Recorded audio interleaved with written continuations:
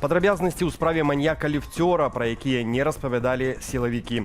53-гадовы падазраваны ў серыі забойстваў у канцы 90-х у Беларусі пасля гэтых злачынстваў трапіў пад суд, але з іншай падставы. Пра гэта даведалася выданне «Наша Ніва» з дапамогаю ініцыятывы «Белпол». У 2001 годзе магілёвец атрымаў 4 гады так званай хіміі за спробу згвалтавання, а ў 2003 выйшаў на свабоду паводле амністыі. Аднак пра затрыманне маньяка-ліфцёра Міністэрства ўнутраных справаў і следчы камітэт паведамілі толькі цяпер, удакладніўшы, што ягоныя пошукі занялі амаль 30 гадоў. Затрыманага звязваюць серыяй забойстваў са згвалтаваннем, учыненых у Магілёўскай, Віцебскай і Менскай вобласцях з 1996 до 1999 года. Ахвярамі тады сталі дзяўчаты і маладыя жанчыны ва ўзросце ад 12 до 20 гадоў, у якіх маньяк чакаў у пад'ездах, ліфтах, на лесвічных пляцоўках. У МУЗ заявілі, што ўдалося даказаць 8 такіх эпізодаў. Найбуйнейшы сервіс продажу білетаў у Беларусі «Квіткі BY» спыняе існаванне. Юрыдычная асоба кампаніі цяпер у працэсе ліквідацыі. Адпаведная пастанова датаваная 17 верасня. Яшчэ ў жніўні сайт «Квіткі.BY» перастаў адкрывацца. Старонкі ў соцсетках былі выдаленыя, а тэлефоны працаўнікоў недасяжныя.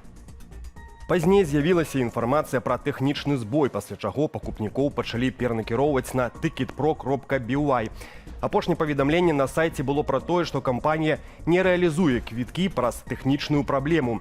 Аднак, як стала вядома Белсату, кіраўніка кампаніі Александра Касінскага затрымалі за ўдзел у гэтак званым экстрэмісцкім фармаванні, а менавіта тэлеграм-чаце «Org.by», што аб'ядноўваў арганізатараў канцэртаў у Беларусі. Жыхарка Мазыра паказала ў тыктоку, як выглядае пад'езд аднаго з жылых дамоў пасля капітальнага рамонту. І вынік рэнавацыі выклікаў шмат пытанняў. Як у аўтаркі, гэтак і карыстальнікаў сацсетак. На відэа бачна, сцены ў пад'ездзе пафарбаваныя няроўна. Месцамі засталася старая аблупленая фарба. На лесвічнай пляцоўцы ў сцяне замест смеццеправоду дзірка. Паштовыя скрыні засталіся старыя, новымі выглядаюць толькі электрашчыты.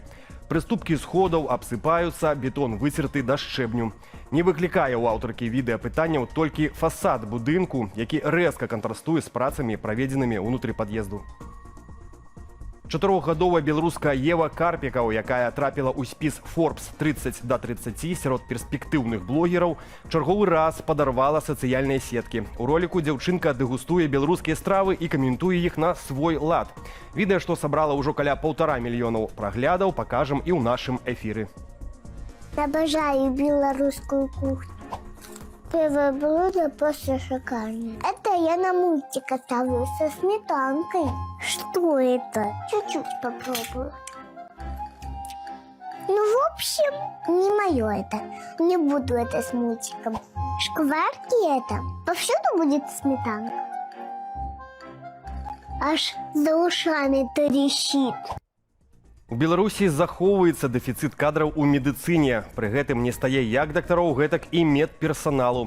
Цяпер у рэспубліканскім банку вакансіяў больш за 4400 прапановаў для дактароў і каля 2500 для медсясцёр. Прапановы заробкаў для новых працаўнікоў розняцца вельмі моцна. Дактарам у дзяржаўных установах за чвэрць стаўкі прапануюць усяго ад 200 рублёў, напрыклад, у Ляхавіцкай ці Рагачоўскай больніцы. Але ў прыватных цэнтрах лічбы значна вышэйшыя. У Баранавічах у медцэнтры «Лазар» доктару-радыёлагу абяцаюць 6000 рублёў пры ўмове не меншага за 5 гадоў досведу і спецыяльнай перападрыхтаванасці. Што да сярэдняга медперсаналу, аплата таксама адрозніваецца. На чвэрць стаўкі медсёстры ў райбольніцах могуць атрымліваць ад 190 да амаль 300 рублёў. Але галоўная медсястра ў адной са сталічных паліклінік можа прэтэндаваць на 3500 рублёў, у прыватнай стаматалогіі ў Ракаве на 4000. Як найменей 91 служка царквы ў Беларусі пацярпеў ад рэпрэсіяў з 2020 года. Такія звесткі станам на канец верасня падае хрысціянская візія. У гэтым шэрагу 36 прадстаўнікоў рымска-каталіцкага касцёлу. А ці ведае Ватыкан пра рэпрэсіі супраць святароў у нашай краіне?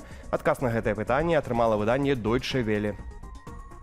Святы пасад уважліва сочыць за сітуацыяй у касцёле ў Беларусі і выказвае сваю духоўную блізкасць вернікам і святарам. На гэты момант у нас няма дадатковых каментароў.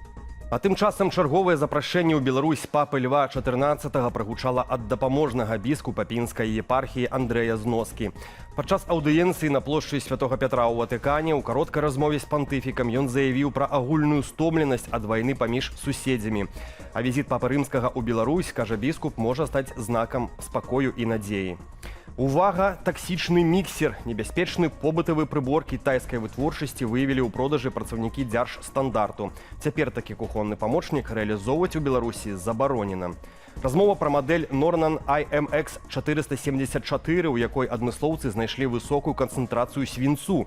Пры норме 0,1% у гэтым міксеры доля склала 61,5%. Свінец моцна таксічны і асаблівую пагрозу стварае для маленькіх дзяцей і цяжарных жанчын.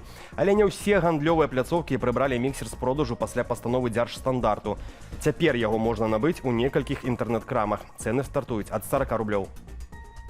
Яшчэ больш юных пракурораў. Чарговы профільны прававы клас адкрылі ў віцебскай школе нумар 34. Навучацца ў ім будуць 26 дзесяцікласнікаў. Агулам гэта ўжо 14-ы такі клас у нашай краіне.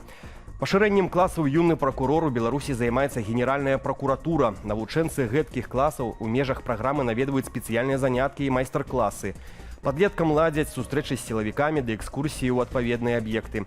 Генеральны пракурор Андрэй Швед заявіў, што мэта стварэння такіх класаў падрыхтаваць кадравы рэзерв для пракуратуры. Профільным навучаннем школьнікаў у Беларусі займаюцца і іншыя ведомствы, у тым ліку следчы камітэт, Дзяржаўтаінспекцыя ды мытны камітэт. Удзельнікі расійскай так званай спецыяльнай ваеннай аперацыі будуць масава ездзіць у Беларусь на рэабілітацыю. Першую дамову пра гэта падпісаў урад у Менску з Ленінградскай вобласцю Расіі. Штогод у айчынных санаторыях плануюць аздараўляць не менш за 800 чалавек, не толькі вайскоўцаў, але і іхныя сем'і. Ці выйграюць эканамічна ад гэтага здроўніцы Беларусі? У эфіры студыі Белсат сваімі думкамі падзяліўся палітычны аналітык Вадзім Мажэйка. У санаторий может приехать так-то любой человек увогуле. Может приехать и некоторые, можно сказать, российские ветераны. Они, в принципе, так туды могут ездить без адносна любых дамоваў. Але, конечно, вось такие цэнтралізаваныя дамовы, это ж за гэта що іх будзе плаціць. Адпаведна, так, для беларускіх санаторыяў гэта разглядаецца як такая чыстая эканамічная гісторыя.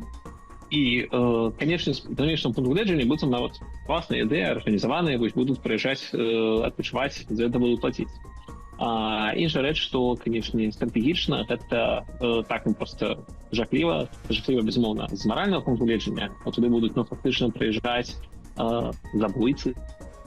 Парасоны можна пакінуць удома. Паводле прагнозаў сіноптыкаў, сёння ў Беларусі будзе воблачна з праясненнямі і без істотных ападкаў. Хуткасць ветру складзе ад 3 до 8 метраў на секунду. Максімальная тэмпература паветра днём ад +7 до +13 градусаў. Воблачнае надвор'е, паведамілі ў Белгідрамеце, захаваецца і ў выходныя.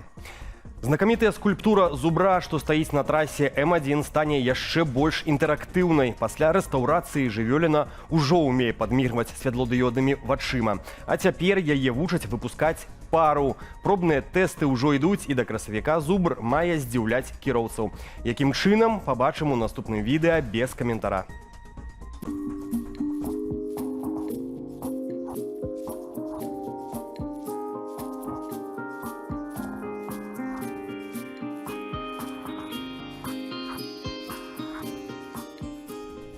Больш поўная інфармацыйная карціна дня ў вечаровым эфіры аб'ектыву і студыі Белсат. Я ж з вамі развітваюся, ды заклікаю падпісвацца на сацыяльныя сеткі Белсату і да актыўнасці пад гэтым выданнем у Ютубе. Аднак памятайце пра бяспеку, беражыце сябе і заставайцеся з Белсатам.